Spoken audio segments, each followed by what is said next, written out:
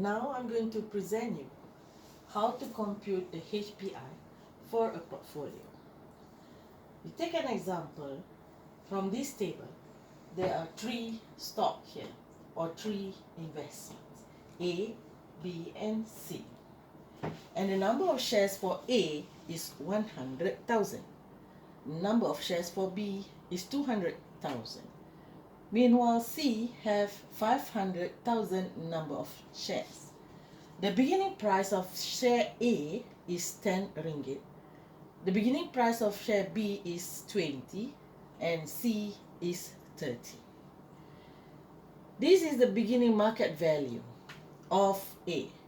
The beginning market value of A is 10 ringgit times 100 comes to 1 million. Meanwhile, B 20 times 200,000 total to 4 million.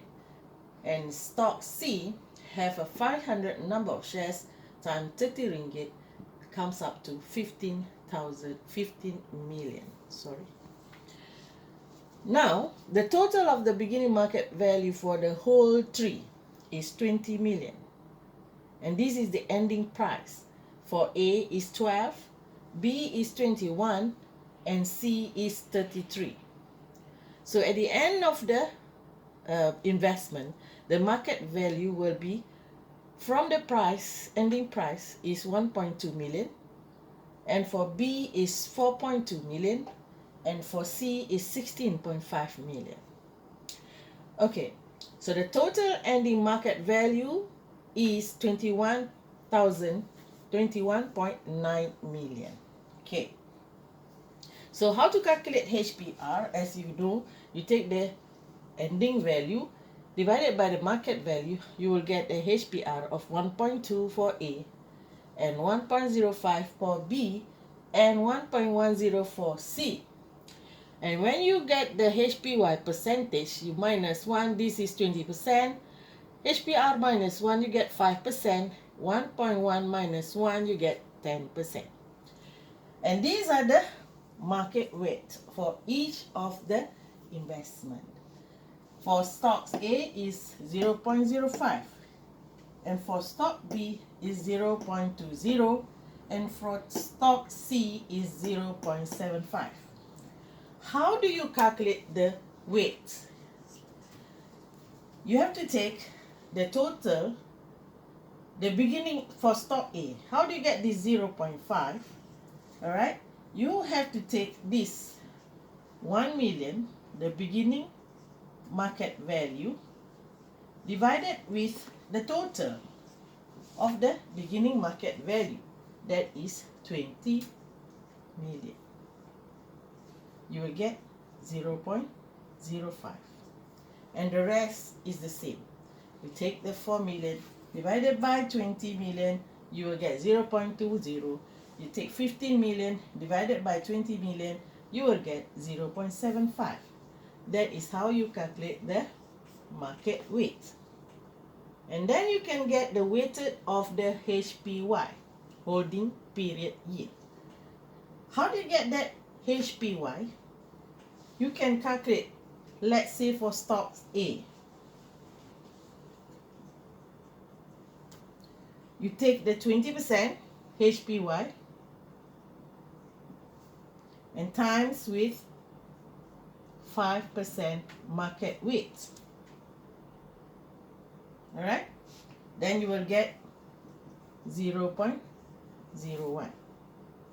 The same goes to stock B, where you are going to take the 5% times 20%, you get 0.01, and then you get 10% times 75%, 0.75, you'll get 0.075.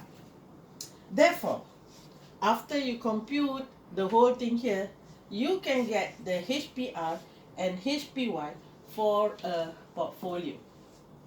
So HPR for this investment, for stock A, stock B, and stock C in the portfolio is by taking the ending market value, that is 21.9 million, divided with 20 million, we get 1.095. And when you calculate the HPI, you just minus 1, you get 0.095, which is equals to 9.5%. Now we are going to calculate the expected rates of return. Please look at your book, page 9.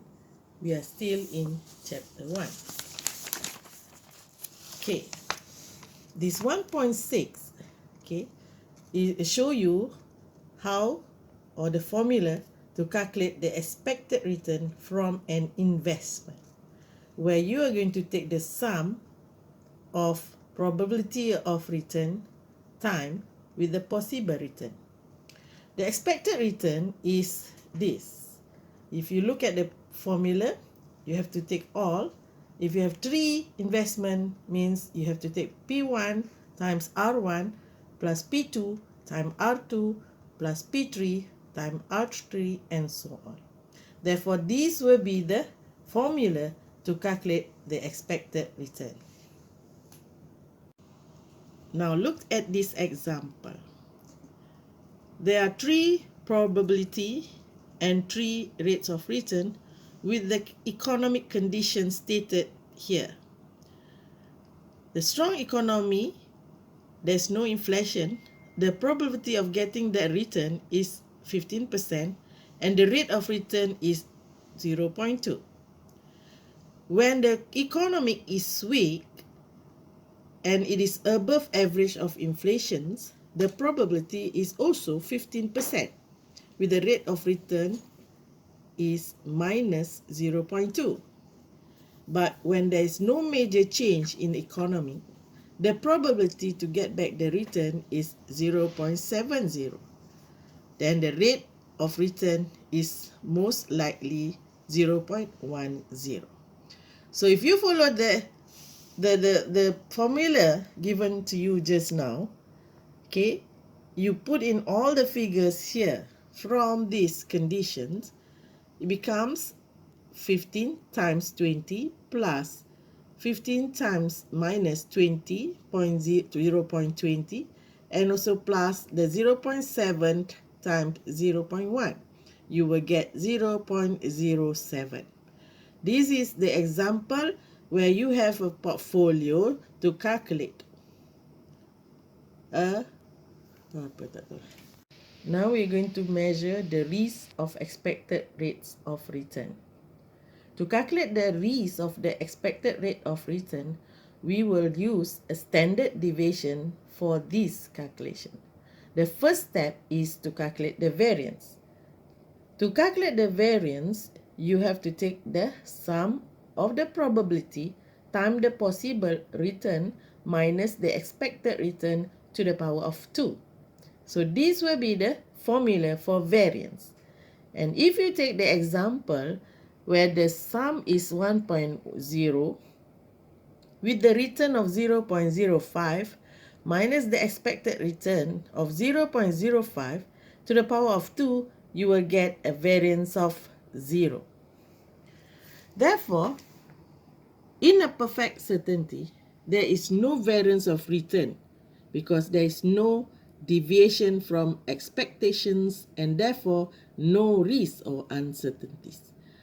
The variance of the second example, now there is a variance where you take, this is the variance formula, where you take the number or the sum of probability times the return minus the expected return to the power of 2. You're going to put all the information here and you will get 0.0141. After you get the variance of 0.0141, then only you can calculate the standard deviations, where the standard deviation is the square root of the variance. The standard deviation for this example, you just square root the variance here. The standard deviation become square root of 0.0141, you will get 11.874%.